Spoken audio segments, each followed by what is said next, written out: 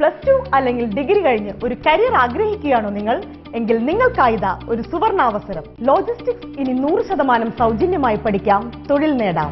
Course 6 മാസത്തെ logistics warehouse supervisor. 18-നും 30-നും ഇടയിലുള്ള യുവതീ യുവാക്കൾക്ക് അപേക്ഷിക്കാം. തികച്ചും സൗജന്യമായുള്ള താമസം, ഭക്ഷണം, യൂണിഫോം എന്നിവയോടൊപ്പം പരിശീലനവും ലഭിക്കുന്നതായിരിക്കും.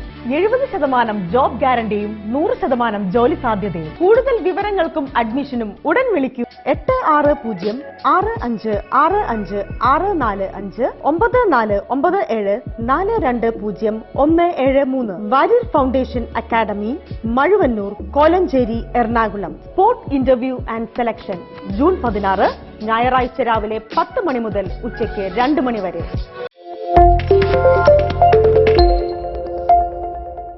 പെരുമ്പാവൂർ പള്ളിക്കവല മൗലൂദ്പുര മഅ്ദനുൽ ഉലൂം മദ്രസയുടെ നേതൃത്വത്തിലാണ് പരിസ്ഥിതി ദിനാചരണം സംഘടിപ്പിച്ചത്. വാഴക്കുളം ഗ്രാമപഞ്ചായത്ത് മെമ്പർ സുധീർ മുച്ചേത്ത വിദ്യാർത്ഥികൾക്ക് വൃക്ഷത്തൈകൾ നൽകി പരിപാടി ഉദ്ഘാടനം ചെയ്തു. ഇന്ന് മാലിന്യങ്ങൾ സംസ്കരിക്കുന്നതിൽ നമ്മുടെ സമൂഹം വളരെ പിന്നോട്ട് പോയിക്കൊണ്ടിരിക്കുന്ന ഒരു കാലഘട്ടമാണ്.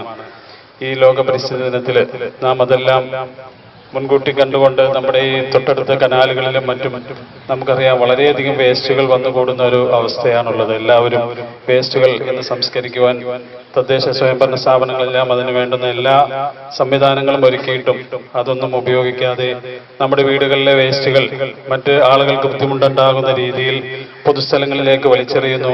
അതല്ലെങ്കിൽ പ്ലാസ്റ്റിക് മാലിന്യങ്ങൾ നമ്മുടെ കുടികളിലിട്ട് കത്തിക്കുന്ന ഒരു വളരെ ദുഷ്കരമായ ഒരു പ്രവണത ഇന്നും തുടർന്നുകൊണ്ടിരിക്കുകയാണ്.